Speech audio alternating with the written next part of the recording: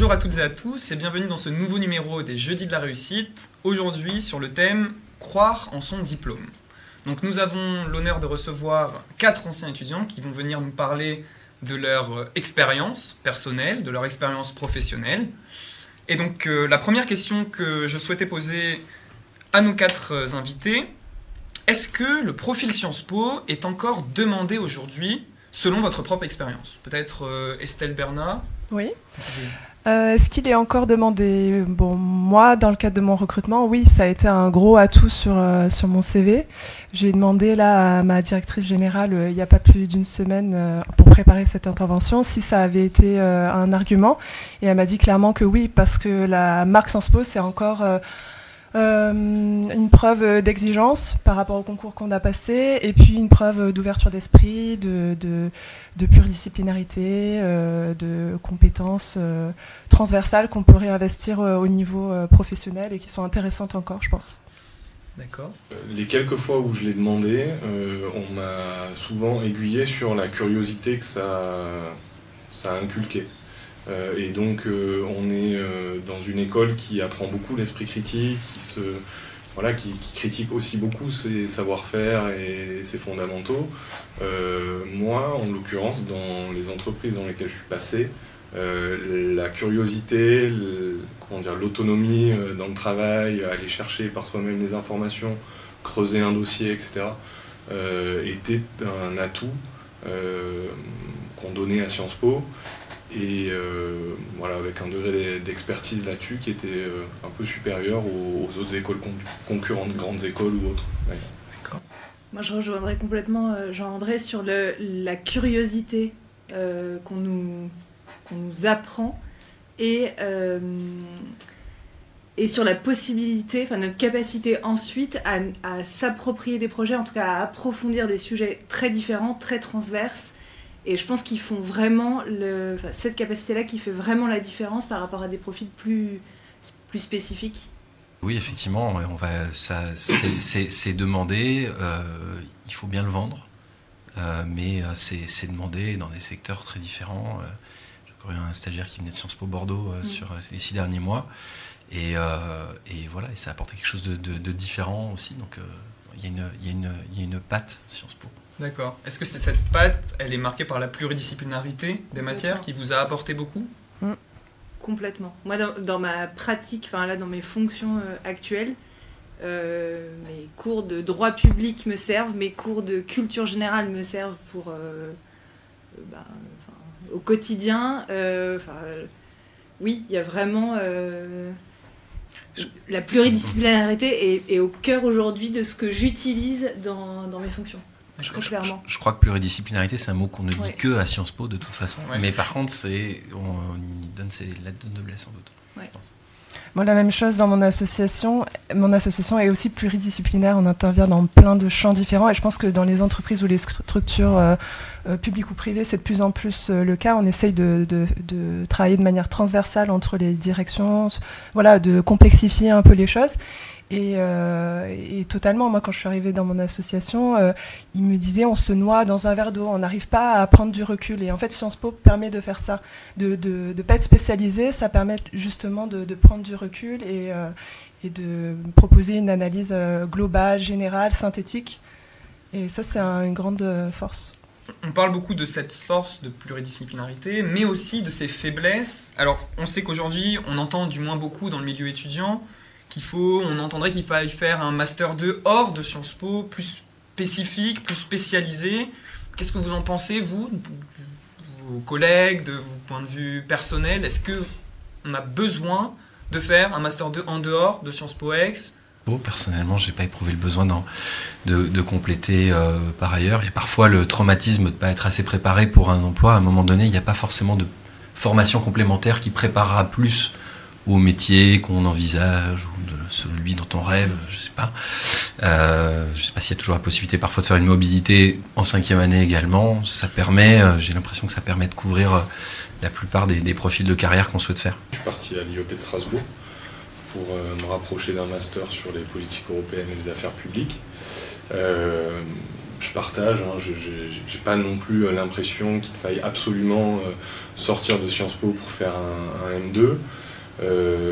Là encore, je parle pour ma paroisse, j'ai fait un double cursus, donc c'était peut-être aussi un peu minoré au moment où j'étais en études parce que j'ai étudié à la faculté de droit, mais j'ai pas ressenti ce besoin-là personnel d'aller en business school ou ailleurs d'ailleurs pour compléter mon cursus. Ça vient aussi beaucoup de la peur de se lancer dans le monde du travail. Et en fait, c'est en faisant qu'on va se spécialiser, qu'on va peut-être même changer d'avis sur notre orientation et peut-être là refaire des études. Mais à un moment donné, au bout de 5 ans, il faut y aller. Et puis vous verrez ensuite si vous avez envie d'approfondir certains sujets, mais les sujets, vous allez les approfondir sur le terrain en fait. La nécessité, elle n'est pas tant, à mon sens, de se spécialiser, mais d'aller voir ailleurs tout au long de son cursus, par un stage, par une association, par un engagement politique, peu importe, de se frotter à des cultures différentes, à des personnes différentes de celles qu'on peut rencontrer à Sciences Po, et pas tellement dans la nécessité de se spécialiser forcément en dernière année. Et justement, pour suivre ça, votre 3e année, ça s'est bien passé, vous a permis de vous émanciper justement de ce cursus? Elle a permis beaucoup de choses. Non, c'est un souvenir génial. Moi, personnellement, j'étais à Bahreïn, ambassade de France, à la chancellerie politique. Et ça a permis, déjà, ça a permis un peu de sortir des salles de cours. Il y en avait un peu besoin. Ça a permis d'affiner mon choix de carrière. En l'occurrence, ça a été de ne pas aller dans la diplomatie, même si j'ai passé une super année. Mais ça a permis beaucoup de choses. Pareil, moi je le sois complètement. Chancellerie politique à Stockholm, en ambassade, ça m'a permis et c'est hyper important en fait par son expérience en stage, de savoir aussi le tropisme qu'on avait. Moi je voulais devenir diplomate avant d'entrer à Sciences Po, et ben j'ai constaté par la pratique que ça allait pas être possible. Donc voilà, ça permet de réfléchir, de se réorienter et de partir sur autre chose. C'est aussi à ça que ça sert. Et puis sortir des salles de cours aussi. Ouais. C'était très bien. Alors moi, ça a clairement déterminé mon choix professionnel. J'étais en Jordanie et je me suis occupée de la création d'un opéra dans l'amphithéâtre de Jerash, au nord de la Jordanie. Et quand avant de partir, je voulais préparer les concours administratifs. Et en revenant, je me suis dit que j'allais travailler dans l'opéra. Et donc voilà, c'était une excellente entrée en matière, cette expérience d'1 an.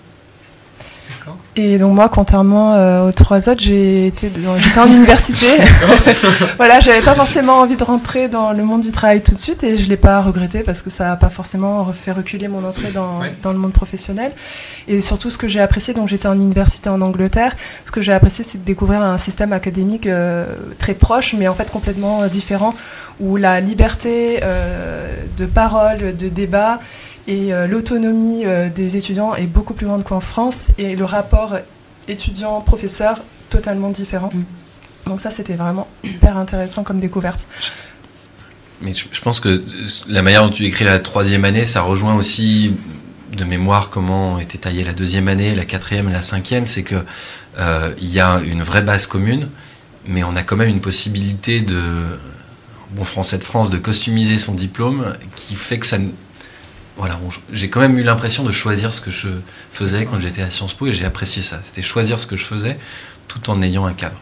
Et si je peux me permettre de rajouter quelque chose, on a rigolé, mais en fait, quand on voit qu'on fait quelque chose, là, en l'occurrence, une expérience de stage, et que finalement, on se rend compte que c'est pas ça qu'on veut faire, en fait, c'est hyper riche.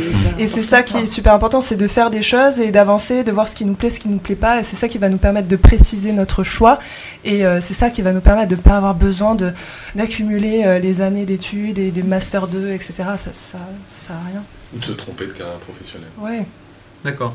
Ouais. Oui, le stage, ça permet ça, bien sûr. Vous rentrez dans le réseau diplomatique, voilà, une fois que vous avez la tête dans le guidon, vous y restez 5, 6 ans, 7 ans, en n'étant pas forcément épanoui dans votre boulot, ce qui n'est pas non plus le but à la sortie de toute école ou toute université, quoi. Une petite dernière question.